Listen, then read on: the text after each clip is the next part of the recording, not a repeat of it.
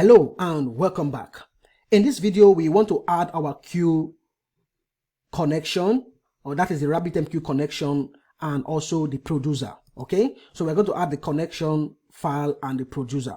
We've already created those two files. So if I go to user service queues, we are creating the same connection. Okay, nothing is going to change. Okay, except probably this text right here. Okay, so we copy the connection from user service. It's going to be similar. So add it to your queues. Okay, and let me make the necessary changes. This is going to be gig. Okay, and then I'll change this to gig queue connection. Just changing this text to gig, and this is going to be gig service. What we are doing here is just creating a connection. Okay, and then we connect. After connecting, we create a channel, we log.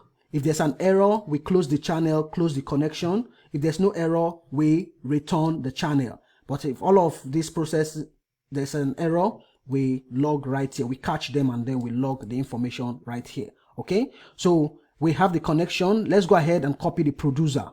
Okay, so I will copy. Let me just copy the content of the producer because it's the same type of exchange we want to use. So copy the content of your user producer. Okay, and then go to your gig service queues, and I'll create a new file. I'll call this gig.producer.ts, and then I'll paste the content right here. Now let me just make the changes I need. This is going to be gig. Okay, and here I'll change this to gig service.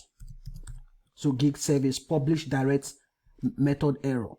So we are publishing a direct message. We assert the exchange type is going to be direct, and then we publish, and then we log this information. Okay, so this is similar to what we've already created. There is no need writing it from or creating it from scratch again. Let's go ahead and use this create connection method. We need it in our server.ts file. Okay, so right here, start queues. I will import this. Let me import this from queues. Now for this, there's something we are going to do. We need a variable because we are going to use that variable outside of this file, which is the variable is going to be of type channel. So I'll say let gig channel of type channel. Okay, right here, and this is going to be at gig. Okay, now this channel, we are going to use it here. So I'll say channel equal to await, and I'll cast this as channel. Okay, now what we need to do is just export this.